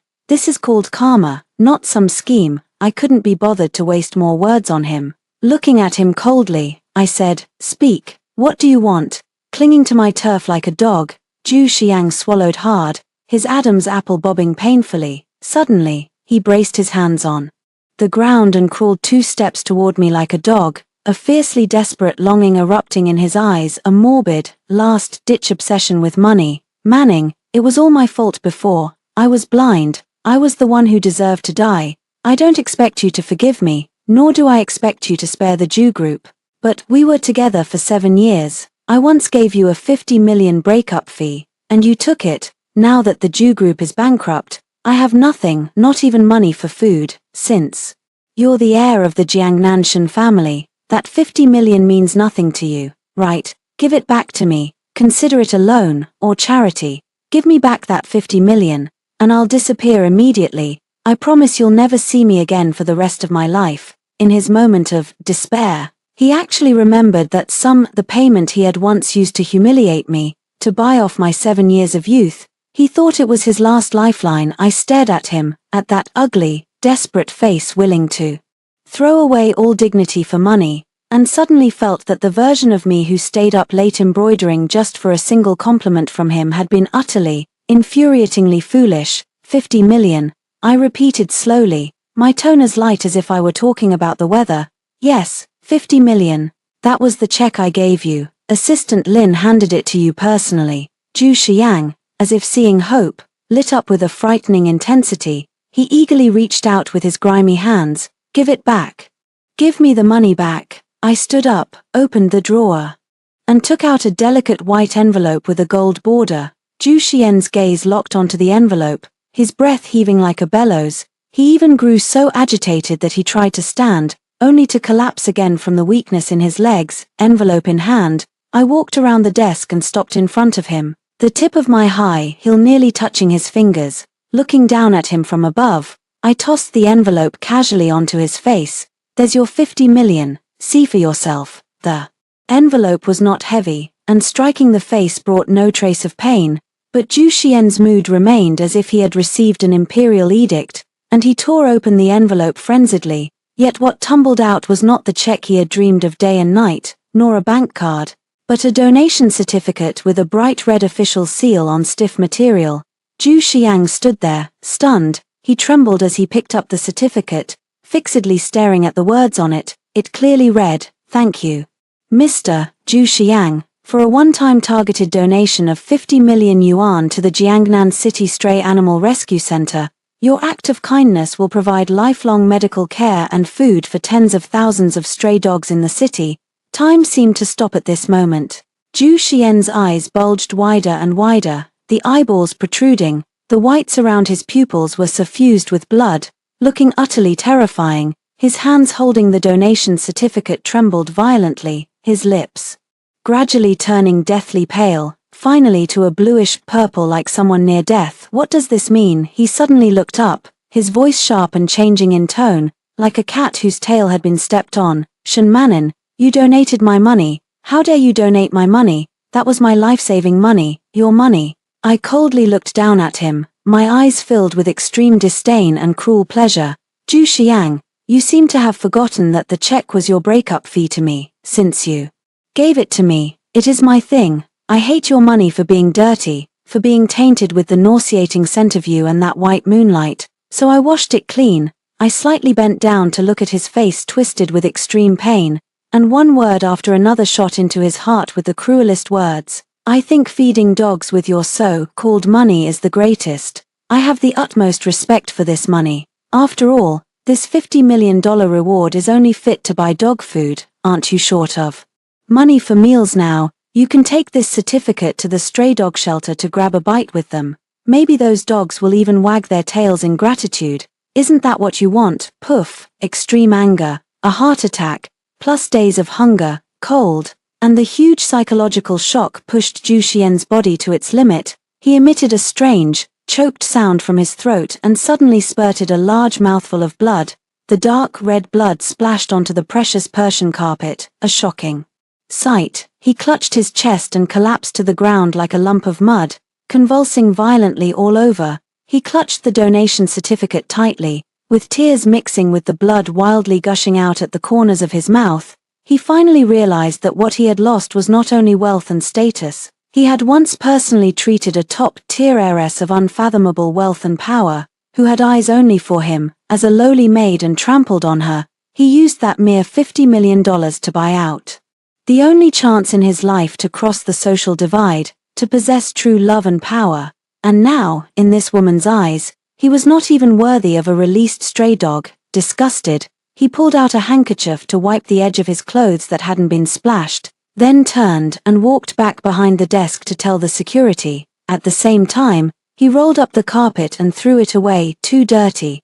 The two security guards immediately, Telly stepped forward, dragging him away as if he were a lump of filthy trash. While he kept spewing blood, Zhu Xian's rolling eyes dragged him out of the office, and the corridor rang with his intermittent wails, like a ghost's cry in the wolf's howl.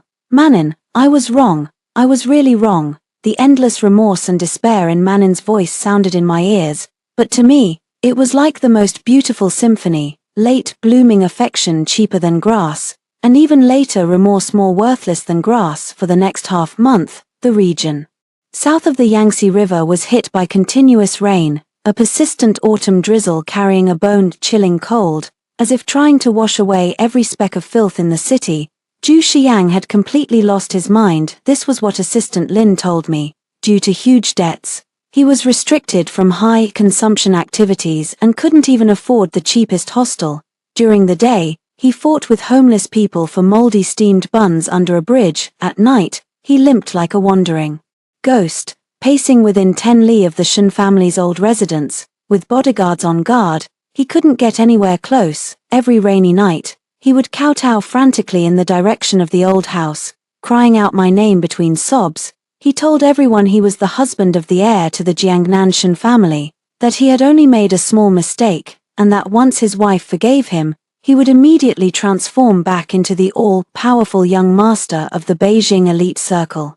Passers-by only took him for a madman driven insane by distress, and some mischievous kids even threw stones at him and spat on his face. The same Zhu Xiang, who once felt it beneath him even to be looked at, now could only drag out his miserable existence in the mud. He fell into extreme hallucinations, frantically nostalgic for the past 7 years. The bowls of hangover soup I would prepare just right and bring to his lips when he came home dead drunk from social engagements, the shirts I ironed without a single wrinkle before his business trips, The Nanshan villa I kept spotless, filled with warmth and the breath of life. He finally understood that what he had once discarded like a pair of worn-out shoes was a peerless treasure he could never reach again in this lifetime. The care and tenderness he had taken for granted were the willingly broken pride of the Shun family's sole heir. All for the sake of loving him, he had trampled a priceless pearl into the dust beneath his feet. Now, that pearl hung high in the sky, radiating a light that would blind him. That evening, a torrential downpour struck, and the fierce wind tore at the roadside branches, letting out a mournful howl. After a full day of company meetings, I returned to the Shun family's old residence in the bulletproof Maybach that Jiang Hemming had sent to pick me up. Just as the car drove onto the broad, tree-lined avenue leading to the old house, it suddenly slammed to a halt, the tires screeching harshly against the rain-soaked road. "What's going on?" I frowned slightly, looking toward the driver. Jiang Hemming, seated beside me, pulled me into his arms and looked ahead through the rain-blurred window. His voice was cold as ice. "A blind, dead dog is blocking the way." I followed his gaze. In the blinding high beams of the Maybach, a gaunt, mud-covered figure was sprawled in the middle of the road like a giant toad, blocking the car's path. He wore a tattered shirt, the original color of which was long indistinguishable. The fabric at his knees and elbows was torn open, revealing bloody, mangled wounds beneath. The rain lashed down on him mercilessly, yet he seemed utterly numb to it. With immense difficulty, he raised his head. His face, caked with mud and blood, looked under the harsh light like a demon clawed straight out of hell. It was Zhu Xiang. Somehow, he had broken through the outer security cordon and crawled all the way here. His right leg dragged behind him, twisted at a grotesque angle, clearly broken by something heavy, and now he was hauling himself forward with nothing but his hands. "Manning, Manning." His bloodless lips parted as he called out toward the car in despair, every word followed by violent coughing. Jiang Hemming's gaze turned icy. He reached for the intercom inside the car, ready to summon the bodyguards to clear the road and to leave no survivors. "Wait." I placed my hand over Jiang Hemming's, my eyes calmly fixed on that utterly debased man outside the window. Jiang Hemming paused, then turned to look at me, a flicker of barely perceptible. There was a perceptible tension in his gaze. He probably thought I was softening at the sight of Zhu Xian's miserable state. Instead, I gripped Jiang Hemming's broad, warm hand, interlacing our fingers, and curled my lips into a cold, cruel smile. "Jiang Hemming, for trash like this that has dirted our way home, running him over would be too easy. I want him to witness with his own eyes the kind of despair he will never, ever be worthy of." With that, I pushed open the car door. Jiang Hemming immediately grabbed a large black umbrella from inside the vehicle, stepped out ahead of me, and snapped it open with a thud, shielding me completely from the raging storm outside. He naturally wrapped me in his arms, and though the shoulder of his $1 million custom suit was soaked from blocking the rain for me, he didn't so much as frown. We walked through the water pooling on the ground, step by step, until we stood before Zhu Xiang. The Maybach's headlights cast our long, slender shadows across his body. I was dressed in an exquisitely tailored white silk chipao, draped in Jiang Hemming's oversized black suit jacket. The crystal-studded high heels beneath my feet were immaculate, and less than 10 centimeters from the toe of my shoe lay Zhu Xian's mud and blood-caked, twisted, broken hand. This stark visual contrast carved the very essence of worlds apart into Zhu Xian's pupils. With tremendous effort, he lifted his head as rain poured violently into his eyes and mouth, looking at me standing before him, cradled like a treasure. It seems the original text is incomplete here. I was in Jiang Hemming's arms. His eyes revealed a soul-crushing despair and a sense of breathlessness. "Manning," he finally broke into sobs. His voice mingled with the wind and rain, a wretched sound that made one's scalp tingle. "I beg you, look at me now. I know I was wrong. I really know I was wrong. I can't live without you. Can you give me one more chance? Just one. Let me be your dog by your side. Anything. Just don't leave me." As he wailed and wept, he struggled to reach out and touch me. But before his hand could come near my immaculate shoe, Jiang Hemming ruthlessly stepped on it. The high-end leather sole ground brutally down onto his blooded, shattered knuckles. Zhu Xiang let out a pig-slaughtering scream. Writhing in agony in the mud, Zhu Xiang, How dare your filthy hands touch him? Jiang Heming looked down at him from a height, his eyes filled with ruthless violence and utter contempt. I gently patted Jiang Heming's arm, signaling him to release his foot. Watching Zhu Xiang wail miserably in the mud, my heart remained completely unmoved. The Shun Manning who once loved him so obsessively that she lost herself had died long ago at the Civil Affairs Bureau on the day they were supposed to register. Died beneath that 50 million check. Zhu Xiang, do you really think that just because you're in this pathetic state, I should be touched and soften? My tone was ice cold, devoid of any emotion. Zhu Xiang, enduring his severe pain, looked up at me with hopeful eyes, as if waiting for me to save him.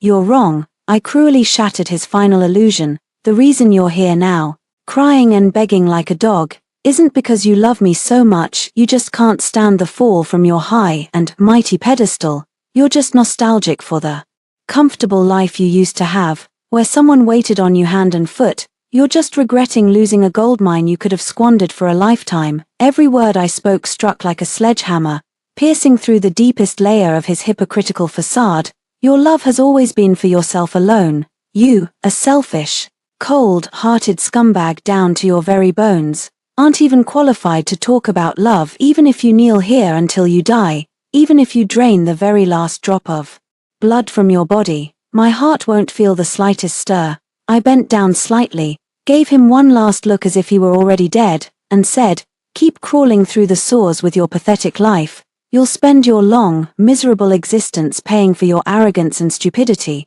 That is my final judgment. With that, without another glance at him, I turned and walked back to the car without hesitation. Jiang Heming gave Zhu Xiang a deep look, one filled with such warning and murderous intent that Zhu Xiang instantly felt as if he had fallen into an icy abyss. Then Jiang Heming closed his umbrella, got into the car, and shut the door. Drive, Jiang Heming ordered coldly. The bulletproof Maybach let out a low growl, its massive tires mercilessly rolling through the puddle. Beside Zhu Xiang, muddy water was splashing all over him. Through the rain-streaked window, I saw Zhu Xiang completely break down.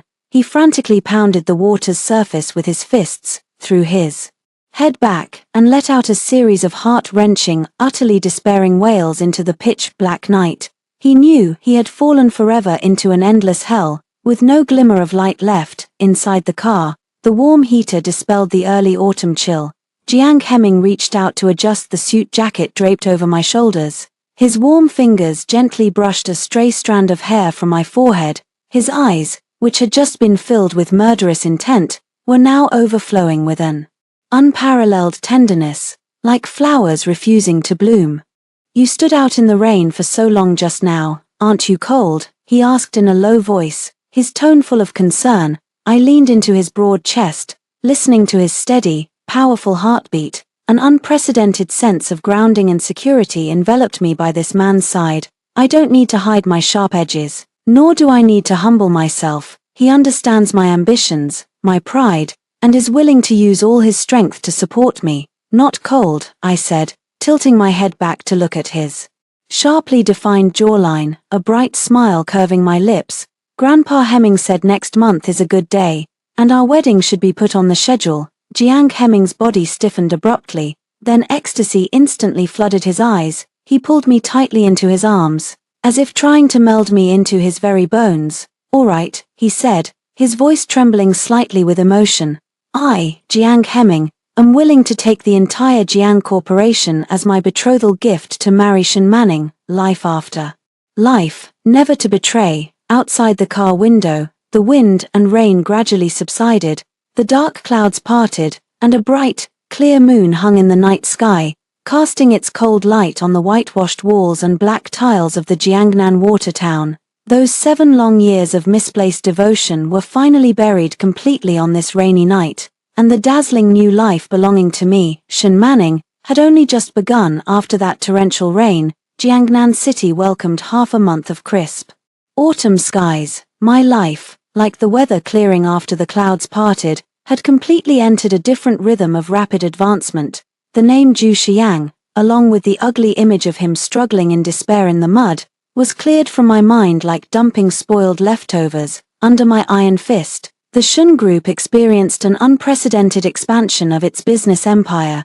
Jin Xiaofang not only successfully secured the core global haute couture order from the Charles family, but I used that as a springboard to directly acquire two old world luxury workshops in Europe. When I stood at the headquarters building on the Champs-Élysées in Paris, I announced to the global media in fluent French that Shun's intangible cultural heritage embroidery would completely monopolize the top-tier custom market. The flashbulbs blazed like daylight. Wearing a sharply tailored, dark grey haute couture suit with an emerald brooch on my chest symbolizing the head of the Shun family, I faced countless lenses with a cool, composed gaze. I was no longer that housewife who used to be thrilled by a single word of praise from Zhu Xiang at the Nanshan Villa. I am the queen commanding a $100 billion business empire, and behind all of this was Jiang Hemming's support, as solid as walls of bronze and iron. He fully opened the resources of the Jiang conglomerate to Shun's, providing me with top-tier configurations in logistics, finance, and channels. We fought side by side in the business arena, with every merger and every stock market raid executed with flawless coordination. That kind of soul resonance, meeting at the peak, matching each other in strength, made me truly understand the highest form of love. It isn't one-sided dependence and sacrifice, but the intertwining branches and connected roots of two towering trees. As the Shun Group's reputation soared high on the international stage, my century-long wedding with Jiang Hemming was officially counting down. This alliance shocked the political and business circles across Asia. To prepare for the wedding, Jiang Hemming practically exhausted the meaning of spending money.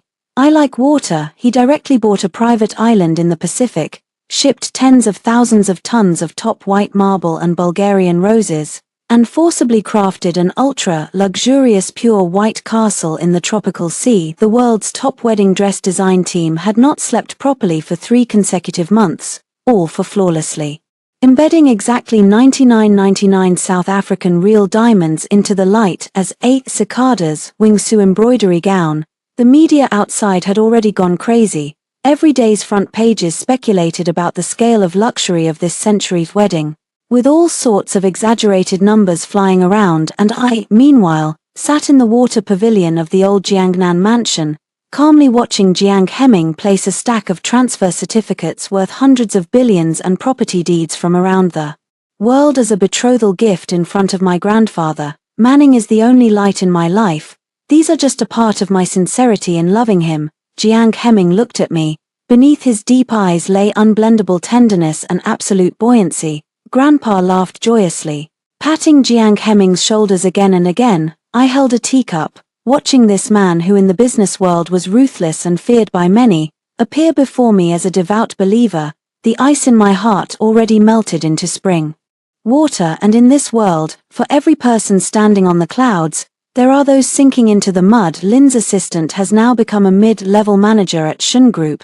To show loyalty, he occasionally reports to me on the latest gossip. Sai Tian's days in prison can be described as a living hell. He is suspected of cross-border fraud involving an enormous amount of money, plus Jiang Hemming is applying pressure behind the scenes. He was sentenced to life imprisonment and assigned to the most rugged women's prison. It is said that he spends 16 hours a day at a sewing machine.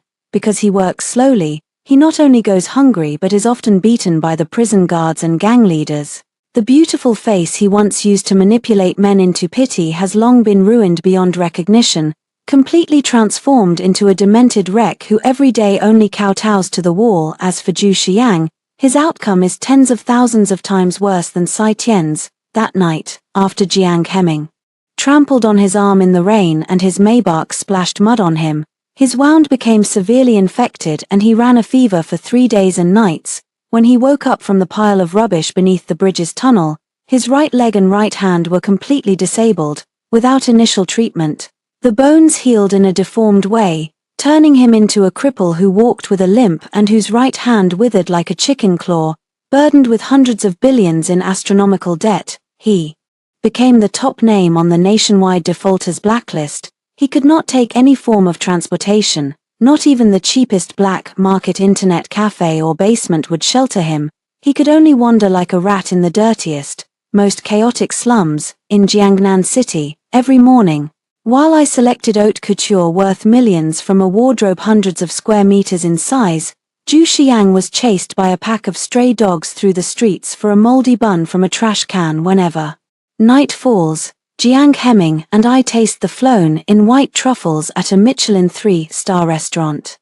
While Zhu Xiang curls up in a drafty, torn cardboard box, frozen to a purple hue, unable to drink even a single clean drop of water, the dignity, arrogance, and supremacy he once took pride in have been ground into a horribly sour powder by these brutal survival rules. I heard the thing he did most often was to limp to the giant LED commercial screen in the city center, where a promo for our century-planned wedding between me and Jiang Hemming loops every day. He stood there like that, stupefied, looking up at the screen with eyes red and bloodshot, cloudy with despair. I wore the billion-for-seat diamond crown, looking like a queen who is untouchable and aloof. He would often watch all day and then suddenly, as if massively agitated, kneel on the ground and viciously slap himself, shouting like a beast in despair, until his face was a bloody mess and he fainted.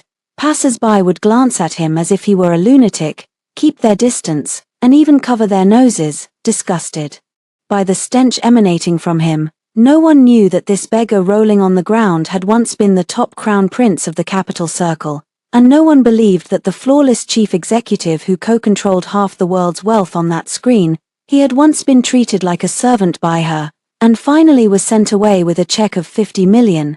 This complete destruction, mentally, physically, spiritually, and in reality, was the most perfect ambition I, Shen Manning, gave him. Time flew by, and at last the day of the grand wedding arrived, a feast that could be recorded in global history. To spare me the fatigue of travel, Jiang Hemming booked a full 30 private jets, bringing the globe's top politicians, business magnates, and even European royal families all to a private island named Manning Island. I sat in the castle's top floor, in a huge dressing room filled with Bulgarian roses, with a window overlooking the azure Pacific and miles of white beaches beyond. On the beach, several helicopters were scattering rose petals into the air, and the entire island was enveloped in an atmosphere of extreme romantic luxury.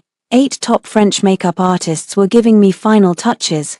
I wore that wedding gown painstakingly crafted for 3 months, inlaid with 9,999 genuine South African diamonds, the exquisite double-sided embroidery tracing a vivid phoenix motif along the hem. With every subtle movement, the diamonds refracted dazzling light, as if the entire galaxy were worn on my body. The woman in the mirror wore makeup that was clear and noble, her eyes steadfast and full of power.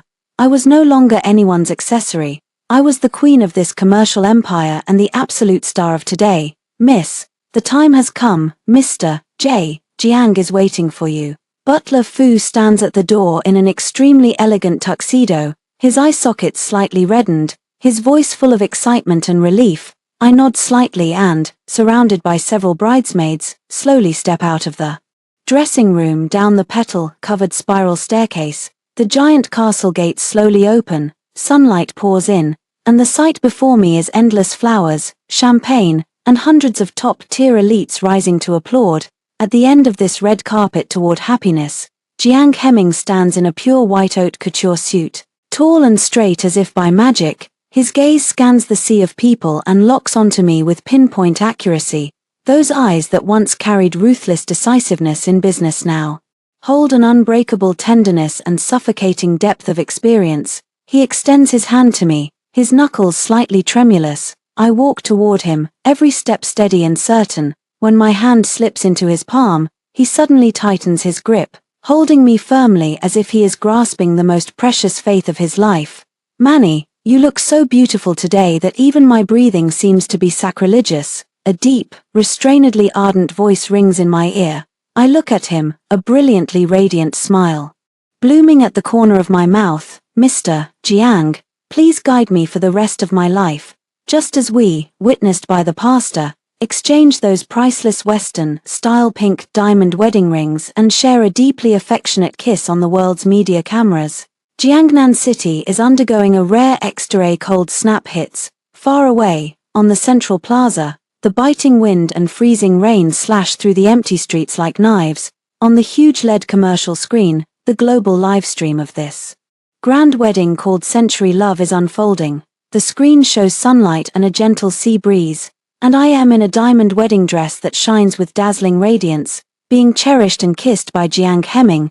The scene is too beautiful, too luxurious, too distant, like a myth from another parallel universe, and right below the screen, a figure wrapped in foul, smelling, tattered plastic sheets cocoons fearfully in a vent corner, shivering. That is Zhu Xiang. His legs are already severely frostbitten, swollen, and oozing yellow pus. His originally handsome face is now completely deformed, covered with frostbite and bruises from beatings. His right hand, like a withered branch, tightly grips a yellowed, rubbed to ruin certificate of donation for 50 million yuan to stray dogs, a token that proves he once possessed enormous wealth. He strains to open his eyes, which are clouded with eye discharge and cold wind, and fixes his gaze on the huge screen above. When he sees me, blooming with such bright, confident, haughty smiles in Jiang Hemming's arms, his body convulses violently. He opens his mouth to shout that name, but his throat can only emit a croaking,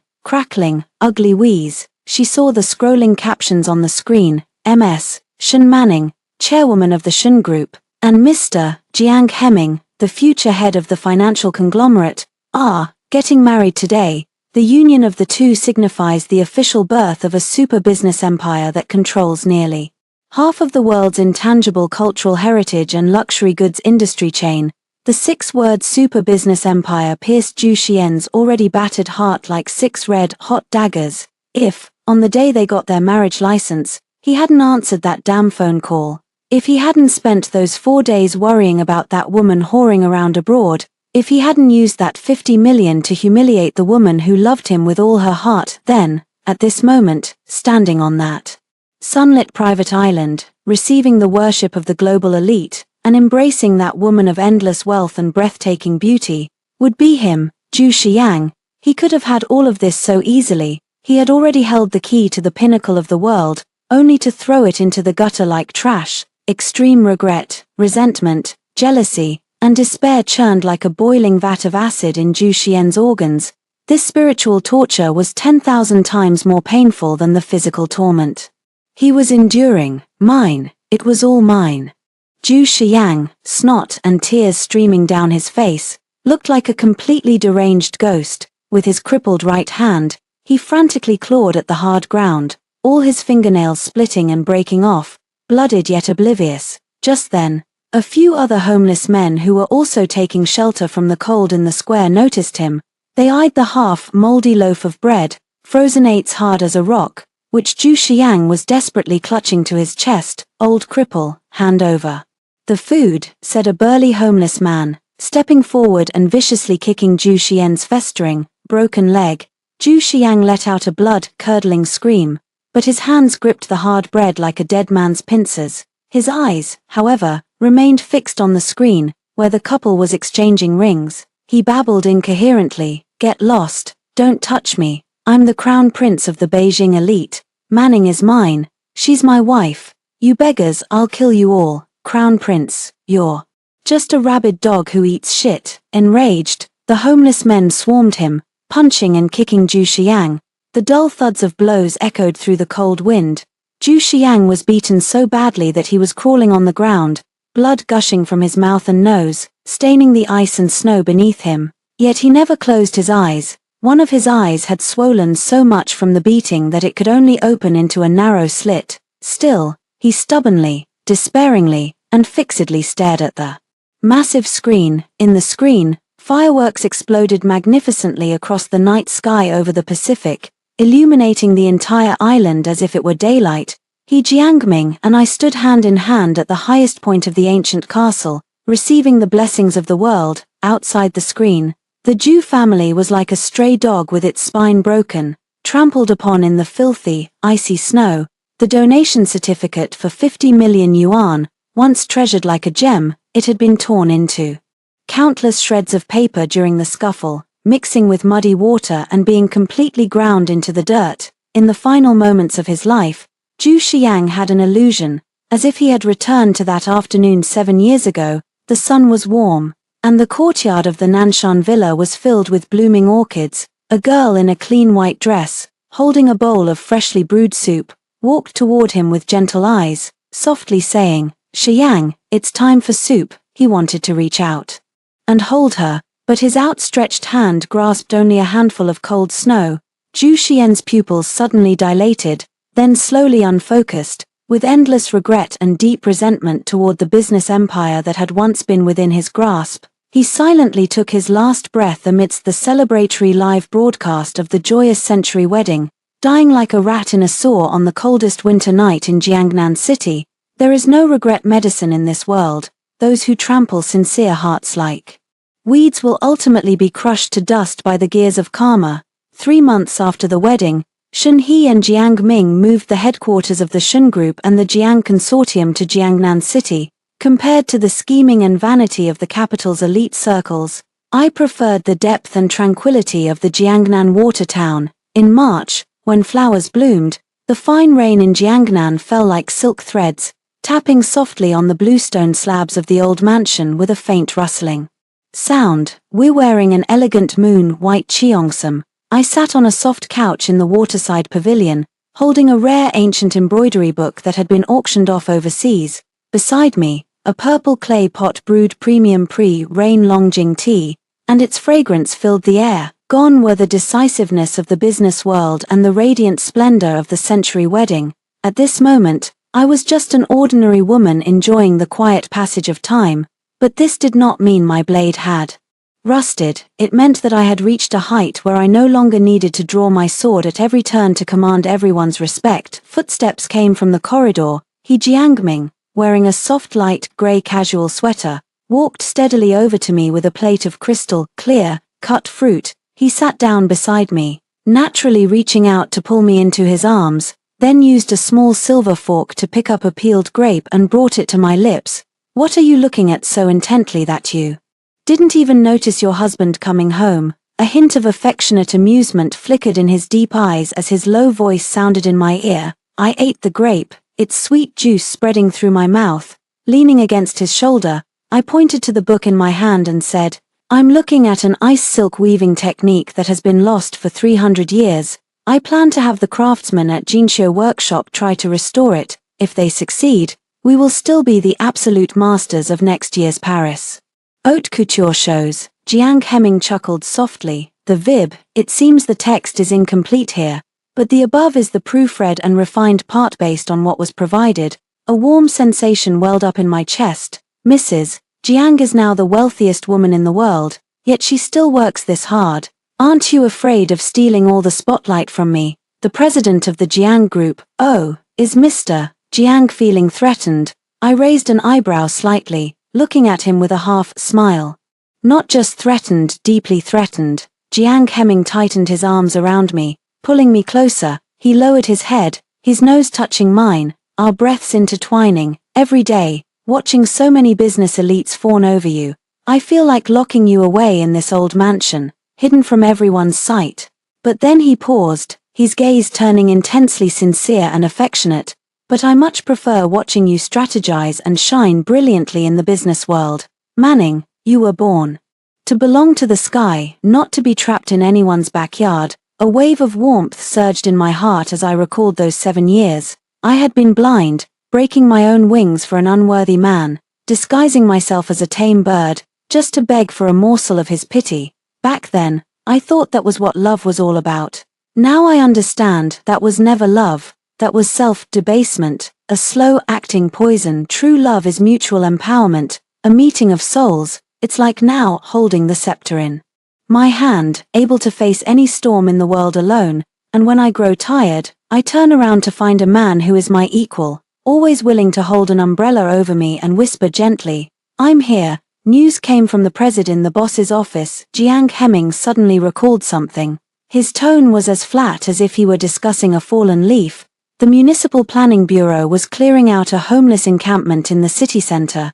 During the cleanup, they found a frozen corpse by a sewer opening, with no identification and the face beyond recognition. A DNA comparison later confirmed it was Zhu Xiang. Since no one claimed the body, it was directly cremated as an unidentified corpse. Hearing that name, not a single ripple stirred in my heart. It was as calm as hearing about a dead ant. I turned my head slightly and gazed out of the window at the water lily unfurling its tender leaves in the spring rain.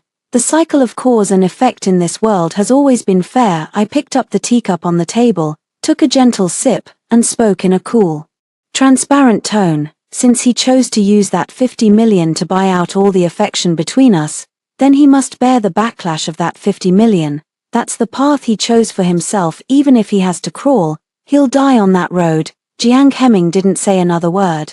He simply rested his chin on the top of my head and quietly listened with me to the sound of the southern spring rain. The tea water simmered over the fire, making a gurgling sound. Life was serene, reality stable. I put down the ancient book in my hands and held Jiang Heming's warm hand in return. Our fingers interlocked. My life, Shun Manning's life, had been completely turned around from the moment I was abandoned at the Civil Affairs Bureau.